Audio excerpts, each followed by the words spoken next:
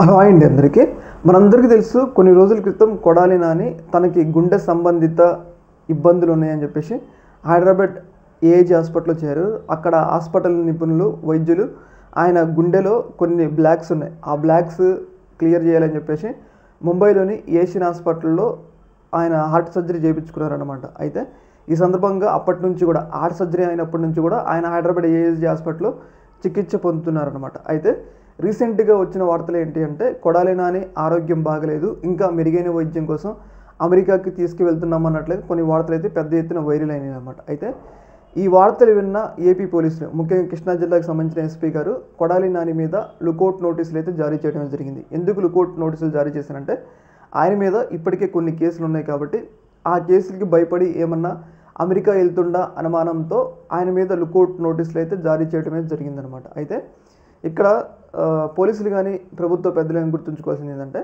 ఆయనకి నిజమైన ఆరోగ్య సమస్య ఉంటే అమెరికా వెళ్ళనిచ్చి అక్కడ ఆరోగ్య సమాజం పూర్తిగా క్యూర్ అయిన తర్వాత ఆయన అరెస్ట్ చేయండి. కాకపోతే మీరు ఒకవేళ ఆయన లుకౌట్ నోటీసులు ఇచ్చి అమెరికాకి వెళ్ళనీయకపోతే ఆయన యొక్క ఆరోగ్యం మీద అంటే ఆయన ఇండైరెక్ట్గా మీరే చంపిన వాళ్ళు అవుతారు. ఎందుకంటే ఒక వ్యక్తి ఆరోగ్యం పొందే వ్యక్తి కూడా ఆరోగ్యం పొందడానికి కూడా ఆ వ్యక్తి అర్హుడు, మన రాజ్యాంగం కల్పించింది. అంటే వైద్యం పొందడానికి కూడా ఆ వ్యక్తి అర్హుడు, మన రాజ్యాంగం కల్పించింది. కాబట్టి అలాంటప్పుడు మన దేశంలో సదుపాయాలు లేనప్పుడు వేరే దేశం వెళ్తుంటే దాన్ని అంగీకరించండి, కాకపోతే వచ్చిన తర్వాత అరెస్ట్ చేసుకోండి.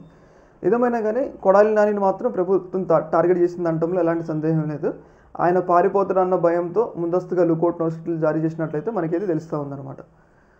చూడాలి మరి ఈ యొక్క అంశంలో మరి కొడాలి నానికి సంబంధించిన వ్యక్తులు, కుటుంబ సభ్యులు ఎలా స్పందిస్తారు అనేది. ఈ యొక్క అంశంలో మీ యొక్క అభిప్రాయం కింద కామెంట్లో తెలియజేయండి. ఓకే మరి థ్యాంక్ యూ.